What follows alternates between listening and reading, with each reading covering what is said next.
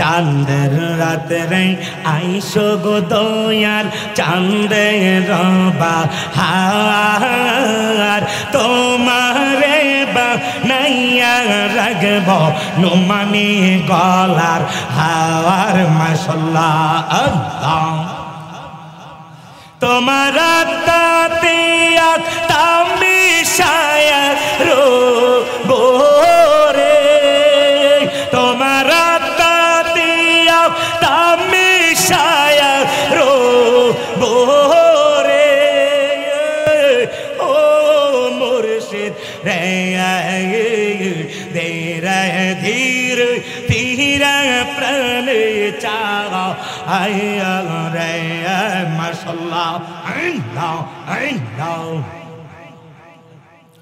এশিকের বাতি জালা দাও গরম শায় আমার অন্তরে মারহাবা আল্লাহ আরে সেই বাতি জ্বালায়া দেখব কামাল শাহ বাবা তোমারে মারহাবা আল্লাহ আল্লাহ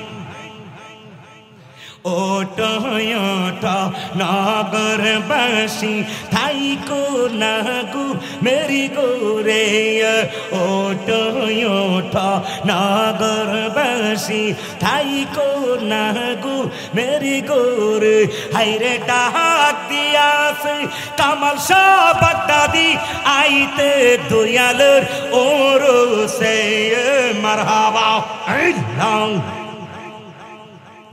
এশিকের বাতি জানা দাও দয়াল মুর্শিদ আমার কোলু বে মারহাবা আল্লাহ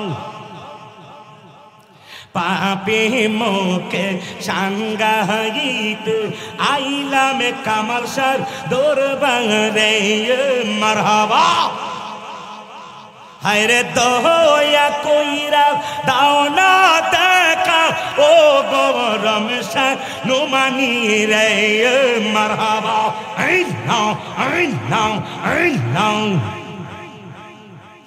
এশিকের বাতি জালা দাও দয়াল মুর্শিদ আমার কোলু বে মাশাআল্লাহ আল্লাহ আল্লাহ আল্লাহ আমি যতই বলি আমার দান এই সংসারে কেউ নাই আপন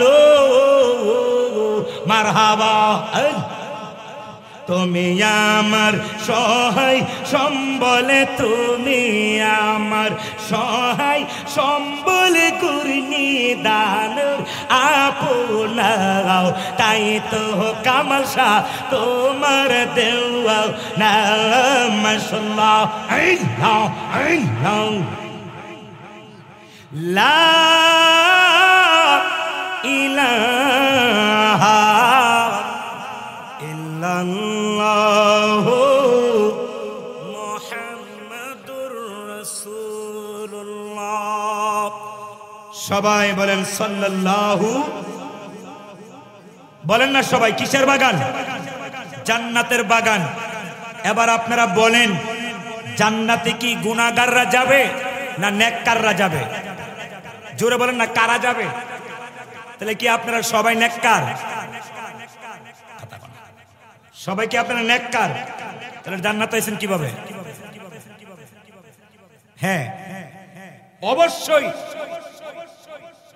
এই প্যান্ডেলের ভিতরে আসার আগ পর্যন্ত আমাদের গুনাহ ছিল যেই মাত্র এই মাহফিলের প্যান্ডেলের ভিতরে ঢুকে গেছি সাথে সাথে আল্লাহ সমস্ত গুনাহগুলি প্যান্ডেলের বাহিরে রাইখা দিয়া আমাকে আপনাকে নিষ্পাপ বানিয়ে জান্নাতের মেহমান করে জান্নাতে ঢুকাইয়া দিয়েছে আর আসতে বলেন না সুবহানাল্লাহ অর্থাৎ এই মুহূর্তে আর আমাদের কোনো গুনাহ নাই যত গুনাহ আছে সব প্যান্ডেলের বাহিরে আছে কিন্তু এটার ভিতরে যতক্ষণ থাকবো ততক্ষণ আমরা বেগুনাহ মাসুম হয়ে বসে থাকবো আওয়াজ করে বলেন তাইলে আমাদের আজকের মাহফিলে আসা থেকে লাভ হলো না লুসকান হলো কিন্তু অনেকে আসতে পারে নাই কিছু লোক আছে মাহফিলের দ্বারে কাছে আসে তারপরও প্যান্ডেলের ভিতরে বসার মতো তাকে আল্লাহ তৌফিক দেন নাই, ক্ষমতা দেন নাই। কারণ কপালে থাকতে হবে জান্নাতের ভিতরে ঢোকার, আমাদেরকে জান্নাতে আসবার বসবার আল্লাহ তৌফিক দিয়েছেন। আমরা কি খুশি না বেজার? এই আওয়াজে তো আল্লাহ খুশি হবে না। উচ্চ আওয়াজে শরীরে সবটুকু আওয়াজ দিয়ে ইমাম হুসাইনের সৈনিক হয়ে, বাবা শাহজালালের সৈনিক হয়ে উচ্চ আওয়াজ করে বলেন, আজকের মাহফিলে আসতে পেরে আমরা খুশি না বেজার? যিনি আসার তৌফিক দিয়েছেন উনার শুকরিয়া আদায় করার দরকার আছে না নাই? তাহলে উচ্চ আওয়াজ করে সবাই একসাথে এক কণ্ঠে আওয়াজ করে বলি আলহামদুলিল্লাহ। আরো বড় করে বলেন আলহামদুলিল্লাহ। ওই নবীর শুকরিয়া আদায় করি যেই নবী সমস্ত নবীদের আগে জান্নাতে যাবে। আরো জোরে, আরো জোরে। সমস্ত নবীদের আগে আমার রসুল জান্নাতে যাবে। এতে কি আপনারা খুশি না? শুধু কি রসুল একা যাবে? রসুল বলেন না, 1,00,000 মতান্তরে 2,23,999 জন নবী, অর্থাৎ আদম থেকে শুরু করে ঈসা রুহুল্লাহ পর্যন্ত সমস্ত নবীর উম্মতেরা জান্নাতে ঢোকা হারাম, জান্নাতে ঢুকতে পারবে না। আবার রসুল বলে সমস্ত নবীর উম্মতের জন্য জান্নাতে ঢোকা হারাম যতক্ষণ আমার উম্মত সবার আগে জান্নাতে না যাবে। আওয়াজ করে বলেন আল্লাহু আকবার।